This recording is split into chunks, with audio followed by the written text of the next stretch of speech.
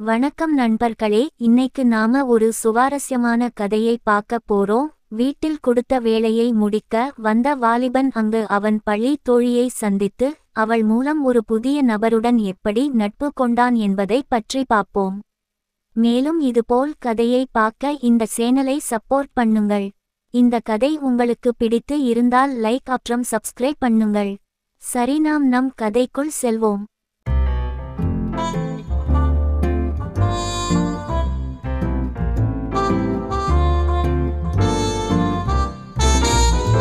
நான் கதிர். வயது 24 ஆகிறது. கல்லூரி முடிந்து வேலைக்கு முயற்சிக்கிறேன். அன்று ஒரு நாள் வீட்டில் இனிப்பு வாங்கிட்டு வர சொன்னாங்க. நானும் வாங்க போனேன். அப்போது அந்த கடையில் என்னுடன் 12ஆம் வகுப்பு படித்த திவ்யாவை பார்த்தேன். திவ்யா அதே ஊரில் கல்லூரி படித்தாள். இப்போது அவள் மேல் படிப்பு படித்து வருகிறாள். அவள் எனக்கு ஒரு நல்ல தோழி. 3-4 வருடம் ஒன்றாக படித்தோம். நான், ஹாய் திவ்யா, எப்படி இருக்க? திவ்யா, நல்லா இருக்கேன்டா, நீ எப்படி இருக்கட்டா? பார்த்து ரொம்ப நாள் ஆச்சு. நான், ஆமா திவ்யா, என்ன டி ஸ்கூல்ல பார்த்ததை விட ரொம்ப மாறிட்டு இருக்கடி. திவ்யா, நீயும் தான்டா மாறிட்டு இருக்க என்று பேசிக்கொண்டு இருக்கும் போது என் தோழி திவ்யாவிடம் ஒரு பெண் வந்து போகலாமா டி திவ்யா என்றாள். அப்பொழுது தான் நான் அவளை பார்த்தேன். அவள் பெயர் சுமிதா. வயது 38 ஆகிறது. கணவன் பெயர் சிவா. வயது 48. அவன் ஒரு மல்லிகை கடை வைத்து உள்ளான். அவர்களுக்கு 2 மகன் 1 மகள். மூவரும் பள்ளியில் படிக்கிறார்கள். அப்பொழுது திவ்யா, சரிட்டா, நான் போயிட்டு வரேன் என்றாள். நான் தோழி திவ்யா இன் போன் நம்பர் வாங்கி கொண்டேன்.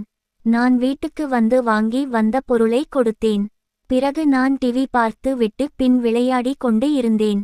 அடுத்த நாள் என் தோழி திவ்யாக்கு கால் செய்தேன். நான், ஹாய் டி, என்ன பண்ற?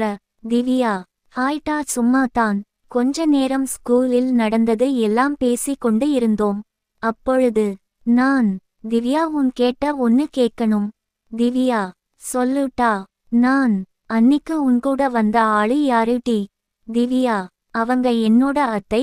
ஏன்டா கேக்குற? நான், சும்மா தான் டி. திவ்யா, போய் சொல்லாதடா, அன்னிக்கு நான் பார்த்தேன் நீ பார்த்ததை. நான், ஆமா டி, அவங்க அழகா இருக்காங்க டி. உன் குடும்பத்துல இப்படி ஒரு தேவதை இருக்காங்க. திவ்யா, என்னடா ரொம்ப வழியுற? என் அத்தைய உஷார் பண்ணலாம் பாக்கறியா? நான், அப்படி எல்லாம் இல்ல டி, செம்ம அழகா இருக்காங்க, அதான் டி கேட்டேன். அப்பொழுது தான் நான் திவ்யாயிடம் சுமிதா ஆண்டி பற்றி அனைத்து விஷயம் தெரிந்து கொண்டேன். நான், உங்க அத்தை நம்பர் கொடு டி. திவ்யா, எதுக்குட்டா? நான், கொடு சொல்றேன். திவ்யா நம்பர் கொடுத்தாள். அடுத்த நாள் நான் சுமிதா ஆண்டி இருக்கும் ஏரியாவுக்கு சென்றேன். அப்பொழுது சுமிதா ஆண்டி மல்லிகை கடையில இருந்தாங்க. நான் அங்கு சென்றேன். ஆண்டி, ஒரு வாட்டர் பாட்டல் கொடுங்க என்றேன். நான் எங்கேயோ பார்த்துட்டே இருந்தேன். அப்ப ஆண்டி, தம்பி பாட்டல்னு சொன்னாள். என்னப்பா அப்படியே நிக்குற என்று கேட்டாங்க. நான், ஆண்டி, நீங்க திவ்யா அத்தை தானே? சுமிதா, ஆமா தம்பி, உனக்கு எப்படி தெரியும்? நான், அன்னிக்கு நான் உங்கள திவ்யா கூட பார்த்தேன் ஆண்டி. ஆண்டி, இங்க என்னப்பா பண்ற இந்த டைம்ல? நான், ஒருத்தங்கள பார்க்க வந்தேன் ஆண்டின்னு சொன்னேன். ஆண்டி, யாருப்பா அவங்க? நான் பதில் சொல்ல வரும் பொழுது ஒரு பெண் வந்தாள். பிறகு நான் பாட்டில் வாங்கி வீட்டுக்கு வந்து விட்டேன். ஆண்டி, அவர் கணவனுக்கு மதிய உணவு கொடுப்பதற்கு வருவாள். நான் பார்க்க அந்த பக்கம் தினமும் செல்வேன். 10 நாட்கள் கழித்து நான் சுமிதா ஆண்டி நம்பருக்கு மெசேஜ் செய்தேன். நான், ஹாய். 1.5 மணி நேரம் கழித்து மெசேஜ் வந்தது. ஆண்டி, ஹலோ, யாரு நீங்க? நான், ஆண்டி, நான் திவ்யா ஓட நண்பன். ஆண்டி, சாரி, தெரியல தம்பி, நான் என்னுடைய போட்டோ சென்ட் பண்ணேன். ஆண்டி, ஓ தம்பி, நீயா? எப்படி தம்பி என் நம்பர் கிடைச்சது? நான், திவ்யா கிட்ட வாங்குனேன் ஆண்டி. ஆண்டி, எதுக்கு தம்பி நம்பர் வாங்குன? நான், சும்மா தான் ஆண்டி, உங்க கிட்ட பேச. ஆண்டி, அன்னிக்கு யாரையோ பார்க்க வந்தன்னு சொன்னியே தம்பி, அவங்கள பார்த்துட்டியா? நான், பார்த்துட்டேன் ஆண்டி. ஆண்டி, யாரு தம்பி அவங்க, எங்க ஏரியால? நான், அதுவா, உங்கள தான் ஆண்டி. ஆண்டி, என்ன பார்க்கவா? எதுக்கு டா தம்பி? நீ தினமும் அங்க எங்க ஏரியா கிட்ட வரும் போதே எனக்கு சந்தேகம் இருந்துச்சு டா தம்பி. நான் ஆமா ஆண்டி, நான் உங்கள பார்க்க தான் டெய்லியும் வருவேன் ஆண்டி. சும்மா உங்க கூட பேச வேண்டும்னு நினைக்கிறேன்னு சொன்னேன். ரிப்ளை எதுவும் இல்லை. நான் அப்படியே போனை பார்த்து விளையாடி கொண்டு இருந்தேன். ஒரு 6 நாட்கள் கழித்து சுமிதா ஆண்டி மெசேஜ் செய்தாள். ஆண்டி, ஹாய் தம்பி. நான் சாரி ஆண்டி. ஆண்டி, ஏன்டா தம்பி சாரி சொல்ற? நான் அன்னிக்கு நான் உங்கள பார்க்க தான் வந்தேன்னு சொன்னதுக்கு ரிப்ளை பண்ணாம போயிட்டீங்க. கோவமா ஆண்டி? ஆண்டி, அப்படி எல்லாம் இல்லடா தம்பி, என் ஹஸ்பண்ட் வந்துட்டாரு, அதான் மெசேஜ் பண்ண முடியல. நான் அப்புறம் ஏன் ஆண்டி 6 நாளாக ரிப்ளை இல்ல? ஆண்டி, உடம்பு சரி இல்லடா தம்பி. அதுவும் இல்லாமல் டைமும் கிடைக்கல. வீட்ல வேலை சரியா இருந்தது. நான் இப்ப ஓகேவா ஆண்டி? ஆண்டி, நல்லா இருக்குடா தம்பி. நான் ஆண்டி, உங்க கிட்ட ஒன்னு கேட்கணும். ஆண்டி, சொல்லுடா தம்பி. நான் ஆண்டி, நான் உங்கள கொஞ்ச நாளா பார்க்கல. உங்கள பார்க்கணும் போல இருக்கு ஆண்டி. ஆண்டி, ஓகேடா, நாளைக்கு மார்னிங் 10 மணிக்கு வா. என் வீட்டுக்காரர் கடைக்கு போயிடுவாரு. நான் ஓகே ஆண்டி, உங்க போட்டோ ஏதாவது இருந்தால் அனுப்புறீங்களா? பார்க்கணும் போல இருக்கு ஆண்டி.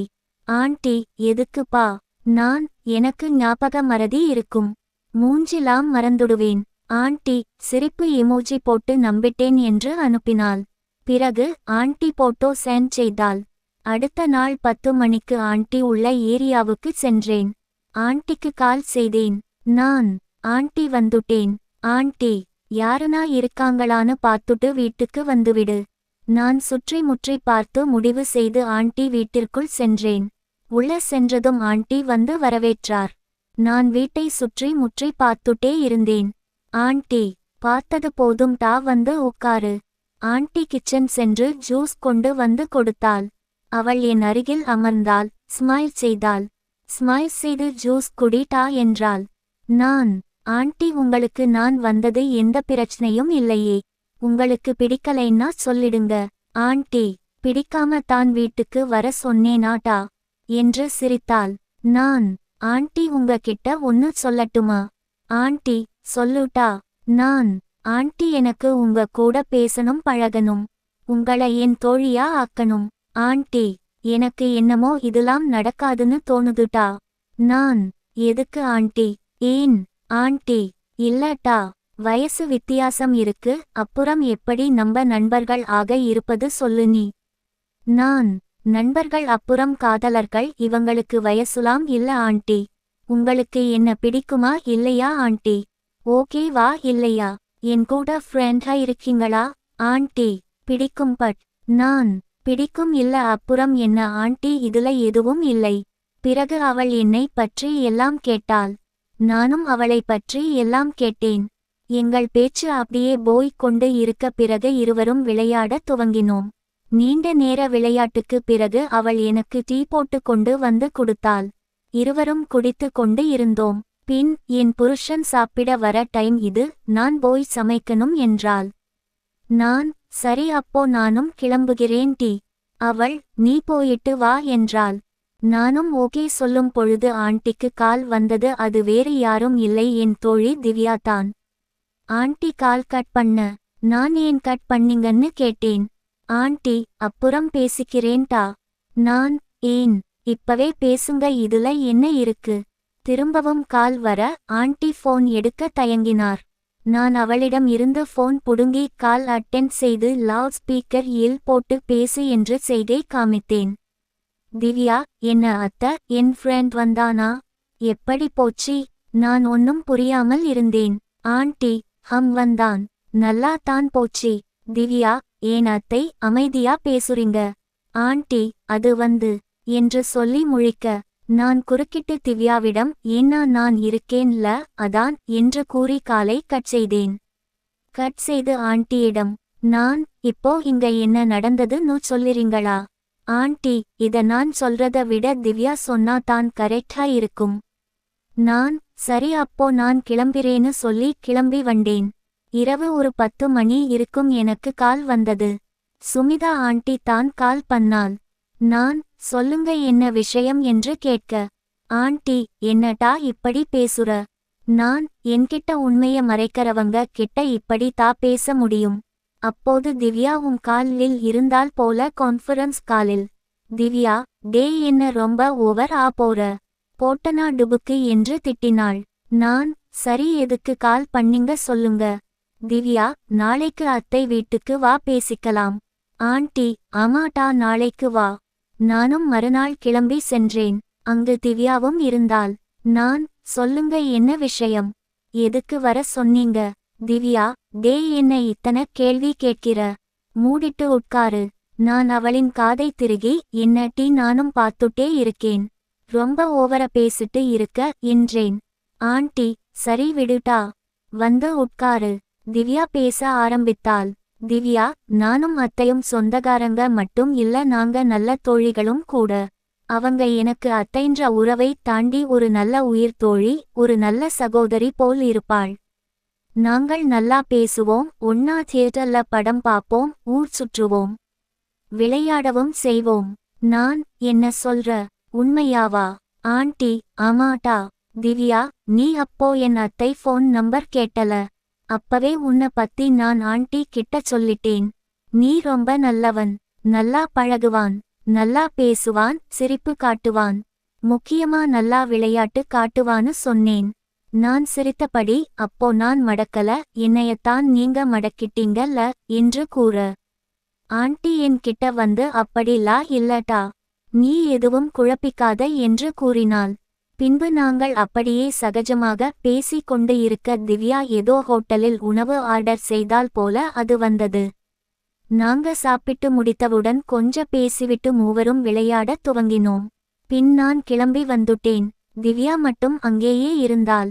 நானும் ரொம்ப சந்தோஷத்தில் அங்கு இருந்து விடை பெற்றேன். இந்த கதை உங்களுக்கு பிடித்து இருக்கும் என்று நம்புகிறேன். அப்படி பிடித்த இருந்தால் லைக் பண்ணுங்கள். மேலும் இந்த சேனலை சப்போர்ட் செய்யுங்கள்.